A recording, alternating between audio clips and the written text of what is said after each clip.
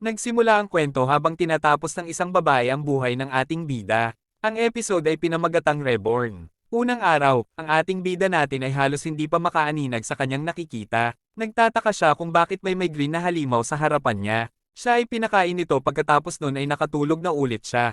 Pangalawang araw, noong siya ay magising nakita niya na sobrang daming goblin ng mga baby sa paligid niya. Kaya naman napagtanto niyang siya ay nabuhay muli bilang isang goblin. Nang mapagtanto niyang siya ay isang goblin na baby na walang magawa, kaya naman siya ay napaiyak na lang. Pangatlong araw, siya ay naging isa ng binatang goblin na. Sinubukan niya magsalita at masaya siya dahil gumana ito. Sinubukan niya din gumalaw para lumaban. Pang-apat na araw, sinabi ng matandang goblin na yon na ang kanilang libreng matatanggap na pagkain sa kanya. Ang mga susunod ay kailangan na nila paghirapan at matuto mag-hunting. Ang ating bida na si Gobro ay kumakain ng madami upang magkaroon ng lakas. Nakita niya ang pinakamalaki sa kanila na goblin na ganun din ang ginagawa. Siya ay nagpa siyang lumabas at nasilaw sa ilaw. Dahil sa ilang araw nasa madilim na kuweba lang siya. Sumunod din sa kanya ang pinakamalaking goblin na bata. Napagtanto ni Gobro na walang pagkakaiba ang araw at kalangitan nila sa dati niyang mundo. Bukod na lamang sa mga lumilipad na ibon at mga bagong uri ng halaman. Nalaman niyang nasa ibang mundo na talaga siya. Ang dalawa naman ay nagpakilala sa isa't isa bilang si Gobkichi at si Gobro.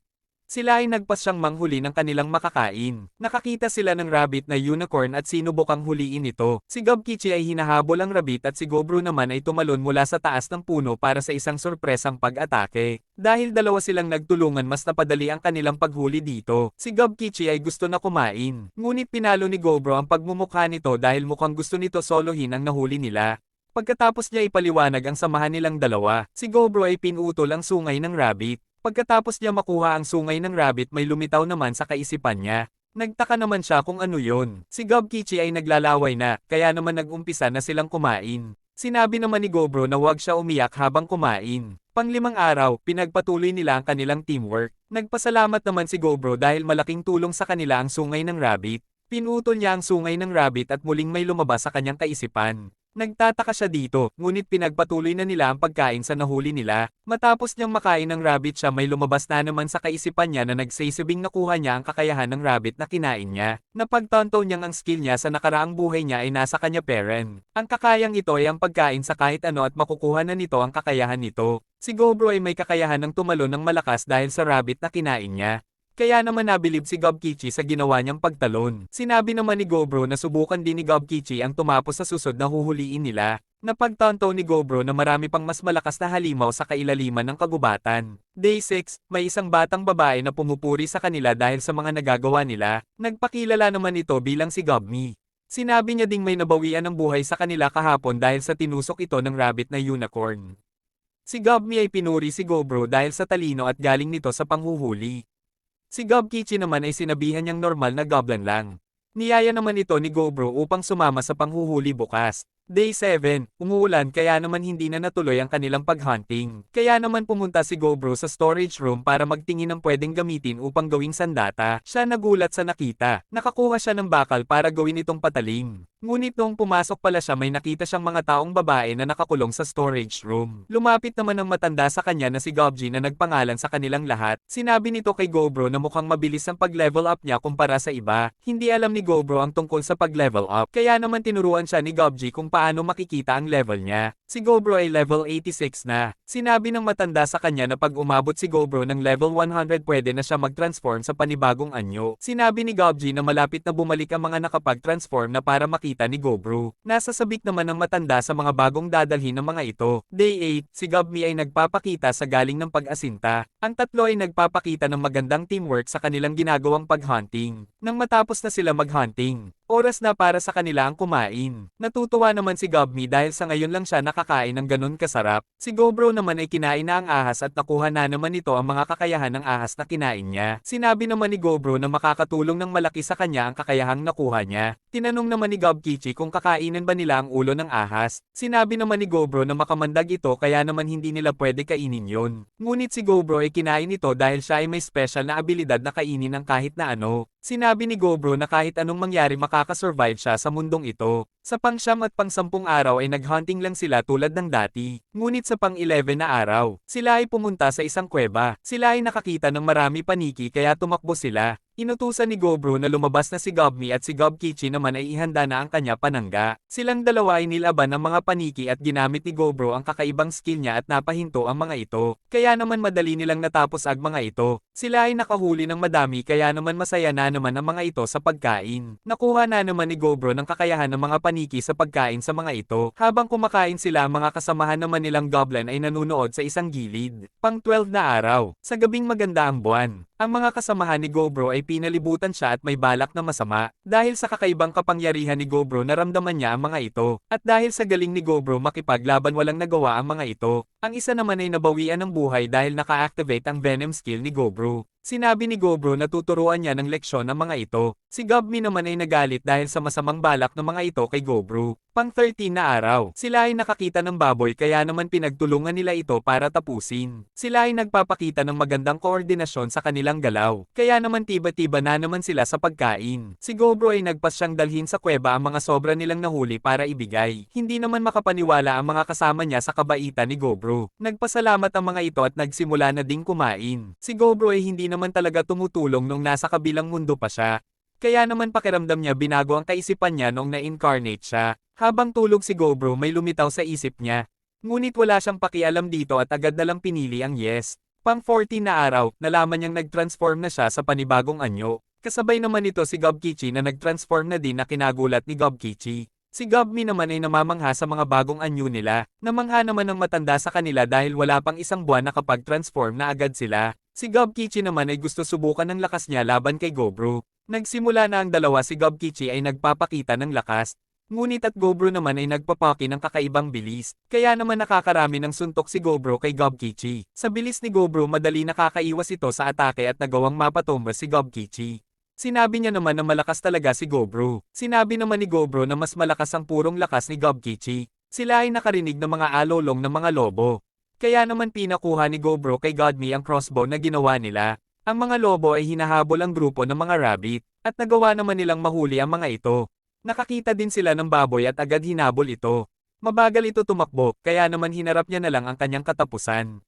Inutusan naman ni Gobro si Gobmi na tumira na. Si Gobmi ay tinaira ang pinakamalaki sa grupo ng mga lobo. At nagsimula na din namang sumugod sila Gobro sa mga ito. Ang arrows ni Gobmi ay nilagyan ni Gobro ng mga lason. Dahil wala sa laban ng leader ng mga lobo, walang magandang koordinasyon ang mga ito. Kaya naman inubos nila Gobro ang mga ito ng mas madali. Ang leader ng mga lobo naman ay muling bumalik sa laban. Dahil may lason ng palasong tumama sa lobo, hindi nagtagal na tomba na ito. Kaya naman kinain na ito ni Gobro upang makuha muli ng mga panibagong kakayahan. Muling nagdala si Gobro ng makakain para sa kanyang mga kasamahan. Ang mga kasamahan niya naman ay nagpasalamat at gusto magpaturo paano mag-hunting. Pumayag naman si Gobro sa hiling ng mga ito na turuan sila. Dahil sa magandang leadership ni Gobro, nagawa niyang masaya ang mga ito at nagsimula na silang igalang siya. Si Gobro ay nagpa siyang magpalakas pa ng magpalakas at magsimulang pamunuan ng kanyang mga kasamahan. Pang 17 na araw, ang mga goblin ay 4 na araw na nagsisinay. Habang naglalakad naman siya paloob ng kuweba, nakita niya si Gobmi na nag-transform na bilang isang magandang dalaga. Pang 17 na araw, ang mga babaeng tao ay nawalan na ng buhay. Si Gobro at Gobji naman ay binigyan ng tamang pamamaalam ang mga ito. Hindi naman makapaniwala si Gobji sa nangyari. Inisip naman ni Gobro na siguro ay nawalan na sila ng pag-asa kaya naman nagawa na nila inumin ang delikadong kemikal. Pang 26 na araw, si Gobro ay patuloy pa din ang pagsisinay niya sa mga kasamahan niya. Sa mga lumipas na araw, siya ay nagawa ding makakain pa ng mga iba't ibang halimaw. Upang mas lumalakas pa siya, mula sa malayo nakita ni Gobro na may mga parating.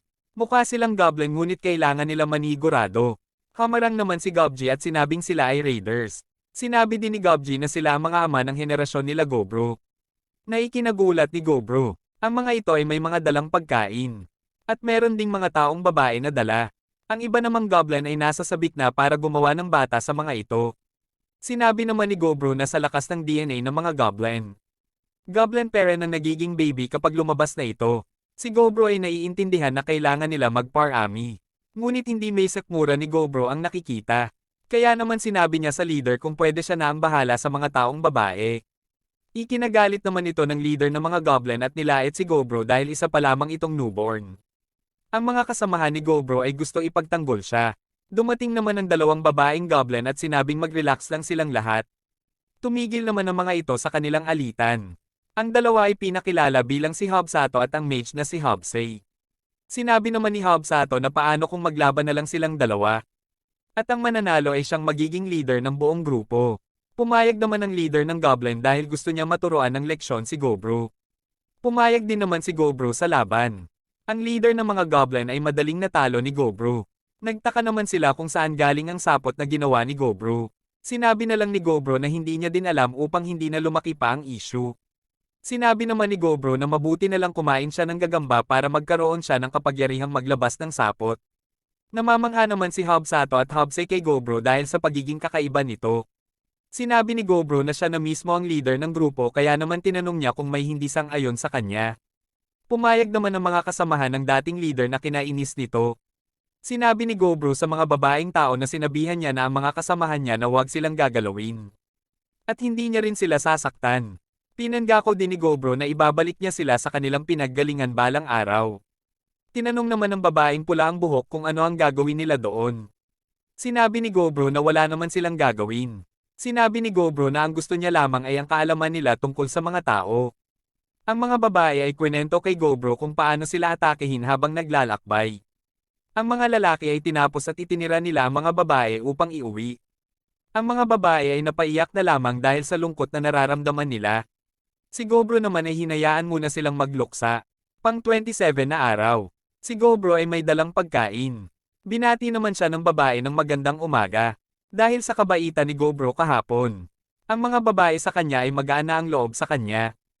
Ang mga babae ay masayang kumakain at nagkwekwentuhan. Habang pinagmamasdan sila ni Gobro. Sinabing ang mga tao ay hindi nag-e-evolve tulad nilang mga goblin. Ngunit may kanya-kanyang kakayahan ng mga ito. Ang babaeng ito ay isang blacksmith. Ang dalawang blonde naman ay tagaluto at gumagawa ng damit. Ang naka-green naman ay isang alchemist. At ang may pulang buhok naman ay isang rookie warrior. Si Gobro ay nakikipagkwentuhan rin sa mga ito upang matuto pa. Sa labas naman ay sinasanay ni Gobro ang mga goblin. Ang iba ay hindi kaya ang pagsisinay na pinapagawa sa kanila. Sinabi ni Gobro na sa mga susunod na araw hindi na muna sila maghahanteng. Magsisinay na muna sila at huwag lalabagin ang mga utos niya. Pang 31 na araw. Maulan ang panahon kaya naman si Gobkichi at Gobro ay nagpas siyang mag-sparring. Ang lahat naman ay nanunood sa kanilang laban. Sumapit na ang gabi nakaramdam si Gobro ng masama. Ang grupo naman ng dating leader ay papunta sa mga babae at balak gumawa ng baby sa mga ito. Ang mga kababaihan ay masarap ang tulog. Mula sa likod nila sinabi ni Gobro dapat tulog na sila ngayong gabi. Ang mga babae ay nagising dahil sa ingay ng labanan. Natalo na ang dating grupo ng leader. Sinabi ni Gobro na bakit nila Sinoway ang utos niya. Sinabi naman ng dating leader na siguro hindi pa siya nakatikim kung gaano kasarap. Sinipa naman agad ito ni Gobro. Si Gobro ay humingi ng tawad sa mga babae dahil sa nangyari. Napaiyak na lang ang may pulang buhok na babae at sumandal kay Gobro. Nagising naman ang iba pa dahil sa ingay. Kaya naman inutusan niya ang mga ito na dalhin sa labas ang grupo ng dating leader. Inutusan naman ni Gobro si Gobmi na gisingin ng lahat para matuto ang mga ito ng leksyon. Ang lahat ay nanunood habang ang grupo ng dating leader ay pinaparusahan. Tinanong ni Gobro kung naiintindihan na ba nila kung anong pwedeng mangyari sa kanila kung hindi sila susunod sa utos ni Gobro. Naintindihan naman nila mensahe ni Gobro. Ang grupo ng dating leader ay iniwan ni Gobro na hirap sa kanilang sarili. Ang iba ay nabuhay, ngunit ang leader nila na ay nawalan na ng hininga. Pang 32 na araw sila ay nakakita ng bagong makakalaban na kabayo. Ang mga kaliskis nito ay matibay kaya naman ginamitan ni Gobro ito ng sapot. Nahinto ang paggalaw nito kaya naman sabay-sabay na nila itong inatake. Si Gobro ay nakakuha na naman ng bagong skill sa pagkain sa nahuli nila. Habang natutulog sa duyan si Gobro lumapit naman sa kanya ang nakapulang buhok na babae. Ang babae ay takot pa din sa nangyari sa kanya noong nakaraang gabi. Kaya naman gumawa si Gobro ng paraan upang makalimutan ng babae ang takot. Pang 33 na araw si Gobro ay nagising na kasama na pati si Gobmi sa kanyang tabi. Noong araw din na yun gulat na gulat sila dahil si Gobi ay nag-evolve na din. Ang pagsisinay naman ay nagiging maganda ang takbo sa pamumuno ni Gobkichi sa mga armored warrior. Si Gobmi naman ay tinuturan ng iba upang maging isang magaling na taga-asinta. At ang iba naman ay tinuturan ni Hobsato para maging magaling humawak ng espada. Si Gobi naman ay pinamumunuan ng pangungulekta ng mga pwedeng mahalagang bagay. Habang ang nag-iisang mage naman ay nag-aaral mag-isa ng magic dahil walang ibang mage sa grupo. Si Gobro ay iniwan muna ang trabaho sa mga kapitan ng grupo. at nagpas siyang maghanap ng bagong biktima upang makuhanan ng skills. Si Gobro ay nakakita ng kabayong matibay ang armor, kaya naman naisipan niyang subukan ng bagong skill niya dito. Nagulat si Gobro sa nangyari at hindi makapaniwala sa lakas ng kanyang skill. Si Gobro ay nagkaroon ng kumpiyansa sa sarili upang magpatuloy pa sa kailaliman ng kagubatan. Si Gobro ay nakakita ng bakas ng ketchup at sinundan ito. Naalala niya naman ang babala ni Gobji na may isang malaking pulang oso sa ilalim ng kagubatan. Habang pinagmamasdan niya ang kabayong walang buhay, ang pulang oso naman ay lumitaw. Naikinagulat ni Gobro. Ang pulang oso ay napakalaki. Ngunit si Gobro ay walang balak na umatras. Balak ni Gobro tapusin ang oso at kunin ang mga kakayanan nito. Nilabas niya na ang kanyang malakas na magic para pabagsakin ang pulang oso. Si Gobmi naman ay nag-aalala na kay Gobro dahil hindi pa ito umuuwi. Si Gobi naman ay nagpresenta upang ipagtanong si Gobro sa iba. Lahat ng tinanungan ni Gobi ay hindi alam kung nasaan si Gobro. Kaya naman dalawa na silang nag-aalala kay Gobro. Ang oso naman ay sinangga ang atake at naputulan ng braso. Sinakripisyo ng oso ang braso niya para hindi matamaan ng direktang tama. Naikinamangha naman ni Gobro. Ang oso ay nagsimula ng atakehin si Gobro at nakakaiwas naman ito. Si Gobro ay nagsimulang atakehin ang oso gamit ang napakalaking battle axe. Si Gobro ay nagulat dahil hindi man lang lumubog ng malalim ang kanyang sandata sa oso. Ginamit ni Gobro ang kakayahan niyang maglabas ng sapot sa oso. Sa lakas ng oso nakawala ito sa sapot. At nagsimula na itong bumuelo ng isang fire breath, na nagresulta ng isang malaking pagkasunog sa paligid. Ang oso ay palis na sa pag-aakalang natapos na ang kanyang kalaban. Si Gobro ay ginagamit ang kanyang healing magic sa sarili niya. Si Gobro ay handa muling makipaglaban sa oso. Galit na galit ang oso ngunit matapang na sinusugod naman ito ni Gobro. Binuga na ng oso ang apoy niya sa bunganga. Ngunit gumawa naman ng barrier si Gobro upang makalapit sa oso. Patuloy lumapit si Gobro sa oso hanggang matusok niya ang bunganga nito. Ngunit hinampis lang siya ng oso at napatalsik sa malayo. Nanghihina na si Gobro at ngunit ang sandata niya ay naiwan sa bunganga ng oso. Kaya naman hindi na ito makakabuga ng apoy. Si Gobro ay masayang sumugod dahil natatakam na ito. Siya ay nakakagawa ng pinsala sa oso ngunit hindi ito sapat para patumbahin ang oso. Si Gobro ay muling umatake sa oso. Ang oso naman ay umatake din. Makikitang biglang lumipad sa ere ang braso ni Gobro. Pang 34 na araw. Ang braso ng oso ay nakabaon kay Gobro. Mukhang ako ang panalo, sabi naman ni Gobro. Nagsimula na siyang tikman ng oso. At muling nakuha ang mga abilidad nito. Nawala naman ng malay si Gobro. Ang pagpipili yan ay lumitaw sa kaisipan ni Gobro. Hindi niya napansin ang nakasulat at basta na lang pinili ang yes. Nagising si Gobro at nagtaka bakit ang liit ng kanyang patalim. Si Gobro pala ay nag-transform na sa pagiging ogre. Nagulat ang mga kasamahan niya sa kanyang pagbabalik, ngunit inaakala ng mga ito na sila ay inaatake ng isang ogre. Si Gobmi naman ay nakilala agad siya. Kaya naman sinipa niya agad ito dahil hindi umuwi kagabi. Ngunit si Gobmi lang ang nasaktan sa kanyang ginawa. Pinagagalitan siya ni Gobmi. Ngunit si Gobkichi naman ay namamangha sa kanya. Isang buwan ka pa lang pero nagawa mo ng matalo ang pulang oso at naging ogre ka pa, sabi naman ni Gobji. Si Gobro naman ay masaya dahil muli siyang nakabalik sa kanyang mga kasamahan. Si Gobro ay naglalakad papunta sa magkapatid na gumagawa ng damit, para magpagawa ng kanyang kasuotan. Nang siya ay pumasok, nagkagulo naman ang mga babae. Pinakita niya ang mga skills niya para malaman ng mga ito na siya si Gobro. Ang babaeng blacksmith ay nangakong aayunsin niya ang sandata ni Gobro. Hinimas ni Gobro ang ulo ng babae para magpasalamat. Ang dalawa naman ay kinukurot si Gobro. Ang dalawang magkapatid ay nahihirapan sa kanilang trabaho. Kaya naman sinabi ni Gobro na magpapatawag siya ng mga babaeng goblin para tulungan sila. Sinabihan naman ni Gobro na mukhang magiging magaling na asawa ang dalawa, kaya naman tinanong niya ang dalawa kung gusto ba nila. Ang dalawa naman ay kinikilig at hindi alam ang sasabihin.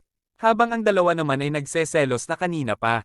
Bumisita din siya sa babaeng alchemist. Gumawa ito ng lason para sana tapusin si Gobro. Ngunit mukhang mapagkakatiwalaan naman si Gobro kaya naman nagbago na ang desisyon nito. Si Gobro naman ay pinuri ang kagandahan ng alchemist. Kaya naman kinilig ito. Ang dalawa naman ay kanina pa nagseselos ngunit hindi mahalata ni Gobro. Dahil sa pagiging malapit ni Gobro sa mga ito, nakakaramdam na siya ng kakaiba. Pang 36 na araw. Nakipag-sparring si Gobro sa isang normal na goblin at kay Gobkichi. Ngunit hindi na nagiging pantay ang kanilang lakas. Si Gobkichi ay pagod na pagod dahil hindi na sila magkamatch ni Gobro. Si Gobkichi ay nagpaalam upang maghunting. Si Habsato at Gobmi naman ay masayang nag-uusap. Habang si Gobi naman ay nakahukay ng isang kumikinang na bato. Habang ang redhead na babae naman ay nagsimula na ding magsanay lumaban. Si Gobro ay nagaganchilyo habang kakwentuhan sila Hobsey. Pang 37 na araw. Habang kumakain si Gobro, may nakita namang nilalang si Gobi sa kanilang pinaghuhukayan. Pinagaling naman ito ni Gobro. Ang maliit na nilalang ay nagising na. Nagpasalamat naman ito dahil kahit hindi nila siya kilala pinagaling pero nila siya. Nagpakilala ang maliit na nilalang bilang si Returner. Siya pala ay inatake ng mga adventurer bago pa siya matagpuan ni Gobi. Ang gem na nasa noo ng Returner ay nagkakahalaga ng malaking pera. Kaya naman napaisip si Gobro na kaya siguro siya inatake para makuha ang gem sa noo ng Returner. Ang Returner ay yumuko at nakiusap kila Gobro na tulungan siyang itaboy ang mga adventurers na nanakit sa kanya. Ang legendary na mage na master ng Returner ay mayroong napakaraming kayamanan.